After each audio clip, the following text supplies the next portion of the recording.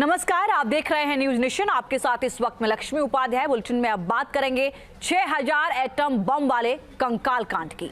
याद कीजिए, करीब 80 साल पहले अमेरिका ने जापान के हिरोशिमा और नागासाकी पर सिर्फ 2 एटम बम गिराए थे, जिसका दर्द आज भी दुनिया महसूस करती है। सोचिए, अगर किसी युद्ध में 6000 एटम बम फोड़ दिए जाएं तो क्या होगा। दरअसल यूक्रेन युद्ध के बीच पहली बार रूस ने अपनी परमाणु पावर दिखाई है। ऐसी मिसाइलें आजमाई जो अमेरिका तक को भस्म कर सकती हैं। सवाल यह है कि रूस ने ऐसा क्यों किया। एक रिपोर्ट आपको दिखाते हैं। 6000 एटम बम वाली कंकाल कांड का सच। Внимание, расчет, получен приказ. Набор верен. Пуск.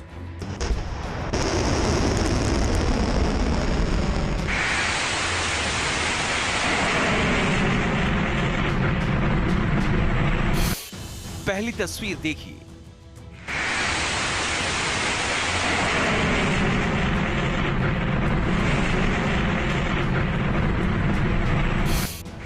दूसरी तस्वीर देखिए।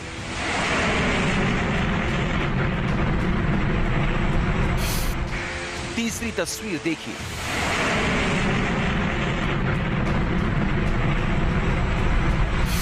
चौथी तस्वीर देखिए।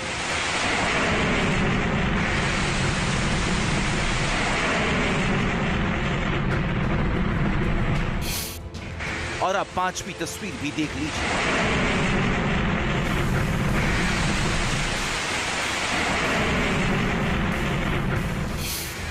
ये 5 तस्वीरें पिछले 3 साल से जंग लड़ रहे रूस से आई।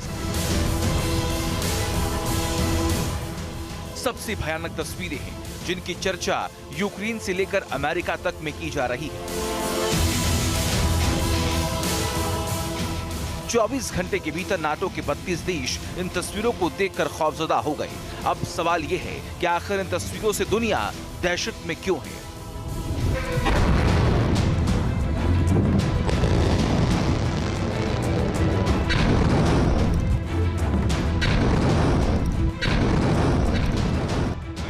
तो बड़े ध्यान से सुनिए और दिमाग पर जोर डालकर समझिए। दरअसल ये वीडियो रूस की न्यूक्लियर ड्रिल का है, जिसमें पहली बार रूस ने अपनी सबसे ताकतवर मिसाइलों का प्रदर्शन किया है।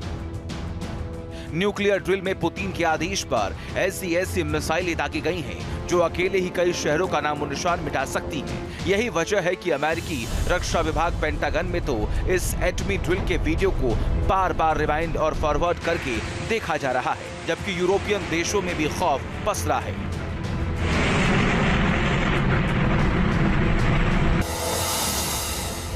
अब सवाल यह है कि आखिर रूस की इस न्यूक्लियर ड्रिल के मायने क्या हैं? इसमें इस्तेमाल एक हथियार का वीडियो रूस ने क्यों जारी किया? और सवाल यह भी है कि नाटो के देश इस ड्रिल से क्यों डरे हुए हैं?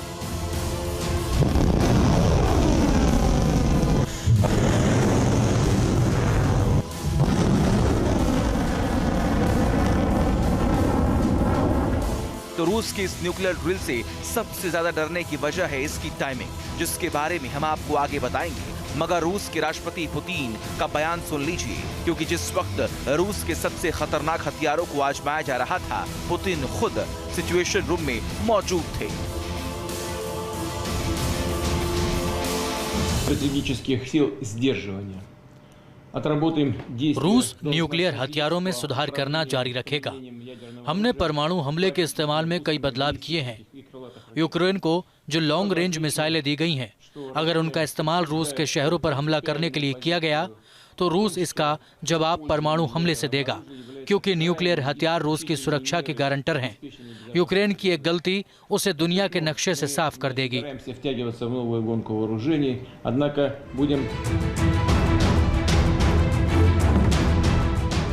पुतिन के इस बयान के मायने बेहद खतरनाक हैं। अगर उनकी मंशा को डिकोड किया जाए तो पुतिन के बयान से 3 बड़ी बातें निकलकर सामने आती हैं। नंबर 1, जंग बढ़ने पर रूस परमाणु बम तक चला सकता है। नंबर 2, रूस अपना परमाणु जखीरा बढ़ाना जारी रखेगा। और नंबर 3, रूस की पूरी तैयारी सिर्फ और सिर्फ अमेरिका के लिए है। अब आप सोच रहे होंगे कि पुतिन ने अमेरिका का नाम तक नहीं लिया, फिर भी उनकी न्यूक्लियर ड्रिल को अमेरिका से क्यों जोड़ा जा रहा है? तो डिफेंस एक्सपर्ट्स इसके पीछे दो वजह बता रखे हैं। पहली वजह यह कि अमेरिका ने अपनी न्यूक्लियर कमांड फोर्स को यानी AI आर्टिफिशियल इंटेलिजेंस से लैस करने का ऐलान किया है। और दूसरी वजह यह है कि रूस ने यह दावा किया है कि यूक्रेन में अमेरिका के सैनिक रूस के खिलाफ युद्ध लड़ रहे हैं। इन दोनों ही वजह से रूस अपने एटम बम की ताकत दिखा रहा है। रूस ने ये न्यूक्लियर ड्रिल कितने बड़े स्तर पर की है, इसका अंदाजा इस बात से लगा लीजिए कि इसमें जमीन से एटमी बैलिस्टिक मिसाइलें, आसमान से न्यूक्लियर बॉम्बर और समंदर से न्यूक्लियर सबमरीन से एटमी मिसाइलें दागी गई हैं। इन तमाम हथियारों को दागने का सिर्फ एक मकसद था कि अमेरिका के दिल में खौफ पैदा किया जाए, क्योंकि इसमें कई मिसाइलें अमेरिकी शहरों को भी निशाना बना सकती हैं।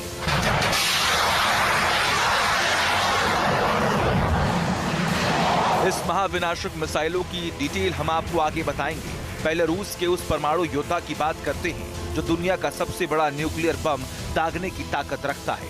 जानकारी के मुताबिक रूस ने इस ड्रिल में Tu-95MS न्यूक्लियर बॉम्बर की ताकत भी दिखाई है। Tu-95MS को रूस का दूसरा सबसे घातक बॉम्बर माना जाता है, जिसकी तुलना अमेरिका के B-52 से की जाती है। पता चला कि न्यूक्लियर ड्रिल में Tu-95MS से KH-55 क्रूज मिसाइल दागी गई है। ये मिसाइल पुतिन की टैक्टिकल न्यूक्लियर मिसाइल मानी जाती है, जो 2500 किलोमीटर दूर तक तबाही मचा सकती है। डिफेंस एक्सपर्ट बताते हैं कि Tu-95MS में कई और ऐसे खतरनाक हथियार फिट हैं, जिसकी वजह से इसके उड़ान भरते ही यूरोप के देश कांप उठते हैं। जहां तक बात रूस की Tu-95 बॉम्बर की करें तो ये क्यों खतरनाक माना जाता है? चलिए अब आपको इसकी डिटेल हम बताते हैं कि आखिर ये क्यों खतरनाक है। दरअसल न्यूक्लियर ड्रिल में ये महाविनाशक है। Tu-95MS रूस का दूसरा घातक बॉम्बर है और लगातार 8 घंटे ये उड़ान भर सकता है। परमाणु बम गिरा सकता है Tu-95MS, और सबसे खतरनाक जार बम की अगर बात करें तो वो गिराने में भी ये सक्षम है। इसे खूंखार भालू पुकारता है नेटो। जी हां, इसमें एयर टू एयर लॉन्च मिसाइलें फिट है। इसके अलावा अगर हम बात करें तो 8KH और 55 लॉन्ग रेंज क्रूज मिसाइल इसमें लगी हुई है। Tu-95MS की रफ्तार 925 किलोमीटर प्रति घंटा है। 15,000 किलोमीटर तक इसकी ऑपरेशनल रेंज है और 45,000 फीट की ऊंचाई तक उड़ान भर सकता है। 15,000 टन हथियार लेकर भरता है ये उड़ान, तो आप इसी से समझ सकते हैं और अंदाजा लगा सकते हैं इसकी ताकत का। जानकारी के मुताबिक वैसे तो ये कई तरह की भारी मिसाइलें और बम दाग सकता है, मगर इसका सबसे खौफनाक हथियार है जार बम, जो हिरोशिमा पर गिराए गए अमेरिका के परमाणु बम से 3300 गुना ज्यादा शक्तिशाली है। बताते हैं रूस ने करीब 61 साल पहले दुनिया के सबसे ताकतवर परमाणु बम का परीक्षण किया था, जिसने उसे जार बम का नाम दिया था। दावा किया जाता है कि ये बम इतना शक्तिशाली है कि पूरे शहर को मिट्टी में मिला सकता है। इसकी चपेट में आने पर एक ही झटके में 10 लाख से अधिक लोगों की मौत हो सकती है। इसकी तबाही वाली ताकत के कारण इसे परमाणु बमों का राजा कहा जाता है। आसमानी योद्धा Tu-95MS के अलावा रूस ने जमीन से जो मिसाइलें दागी है, उसने तो अमेरिका तक के पसीने छुड़ा दिए, क्योंकि युद्ध के बीच पुतिन ने 3 ऐसी मिसाइलों को टेस्ट करवाया है जो न केवल पूरे यूरोप को अपनी चपेट में ले सकती है, बल्कि अमेरिका का कोई भी शहर इसकी पहुंच से बाहर नहीं। ये मिसाइलें इतनी ताकतवर हैं कि अगर रूस में बैठे बैठे इसे लॉन्च किया जाए तो ये अमेरिका की राजधानी वॉशिंगटन तक पर परमाणु हमला कर सकती है। खास बात ये कि अमेरिका के पास ऐसा कोई डिफेंस सिस्टम भी मौजूद नहीं है जिसमें इन न्यूक्लियर मिसाइलों को रोकने की ताकत हो। इसमें रूस की पहली मिसाइल है RSM-56 बुलावा, जिसे पनडुब्बी से दागा गया है। ये 9300 किलोमीटर तक मार कर सकती है और अपने साथ 6 से 10 परमाणु बम ले जाती है। न्यूक्लियर ड्रिल में आजमाई गई रूस की दूसरी मिसाइल का नाम R-29 RMU सिनेवा है। यह मिसाइल 8300 किलोमीटर तक मार करती है और अपने साथ कई परमाणु बम ले जा सकती है। इसके अलावा रूस ने अपनी सबसे घातक RS-24 यार्ड्स 11,000 किलोमीटर दूर बैठा दुश्मन भी इस मिसाइल की मार से नहीं बच सकता है। दावा है कि यार्ड्स भी अपने साथ 6 परमाणु बम ले जाने की क्षमता रखती है। जानकारी के मुताबिक न्यूक्लियर ड्रिल के दौरान रूस ने बुलावा और सिनेवा को अपनी न्यूक्लियर सबमरीन से दागा, जबकि RS-24 यार्ड्स मिसाइल को जमीन से टेस्ट किया गया। बताते हैं कि रूस के पास सरमट और यार्ड्स 2 ऐसी मिसाइलें हैं जिनका तोड़ अमेरिका के पास भी नहीं है, क्योंकि ये दोनों ही मिसाइलें हाइपरसोनिक स्पीड से हमला करता है। जहां तक यार्ड्स का सवाल है तो इसकी इज्जत में अमेरिका का करीब करीब हर शहर आता है। मतलब ये कि अगर एक बार इसका टारगेट सेट कर दिया गया तो फिर वहां सर्वनाश मचना तय है।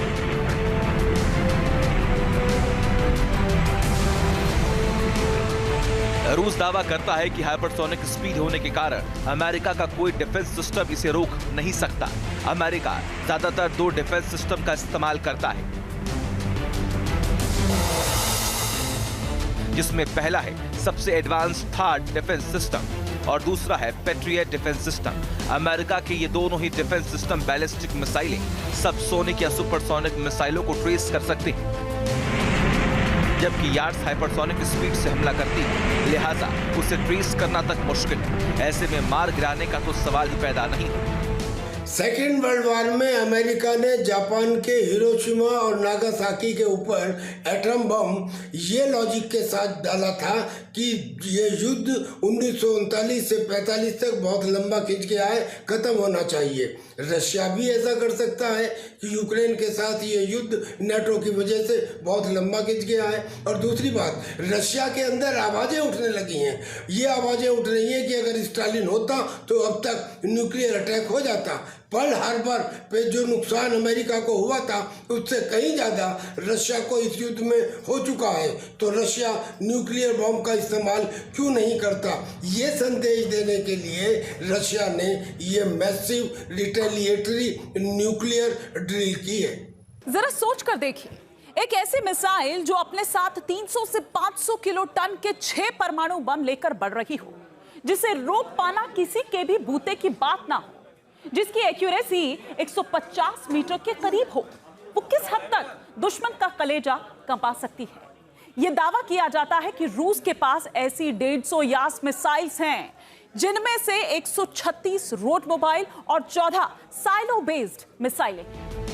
जानकार भी मानते हैं कि रूस की न्यूक्लियर ड्रिल हथियारों की सिर्फ नुमाइश भर नहीं है, बल्कि रूस इनका इस्तेमाल कर भी सकता है, क्योंकि जिस तरह यूक्रेन युद्ध में नाटो की दखलंदाजी बढ़ रही है, उससे पुतिन का पारा काफी हाई है। ना करते हुए भी नाटो की तरफ से 3 ऐसे कदम उठाए गए जो इस इलाके में रूस के प्रभाव को सीधी चुनौती दे रही है।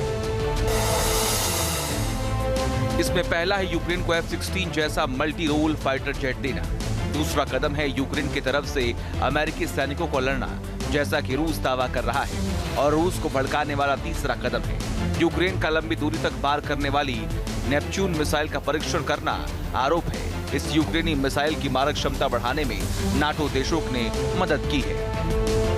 रशिया ने पहले ही कुछ न्यूक्लियर संधियों को जो अमेरिका के साथ थी उनको नल एंड वॉइड या तोड़ दिया है, और अब उसने अपनी न्यूक्लियर डॉक्ट्रिन भी चेंज कर ली है, जिसमें ये शामिल है कि अगर कोई देश रशिया के ऊपर कन्वेंशनल अटैक करता है और उस देश को सपोर्ट करने वाला न्यूक्लियर देश है, तो भी वो कन्वेंशनल अटैक के बदले में न्यूक्लियर अटैक कर सकता है। और इसको उसने रिटेलिएटरी अटैक कहा है, और इसी की उसने मैसिव एक्सरसाइज एक बार फिर दोबारा की है।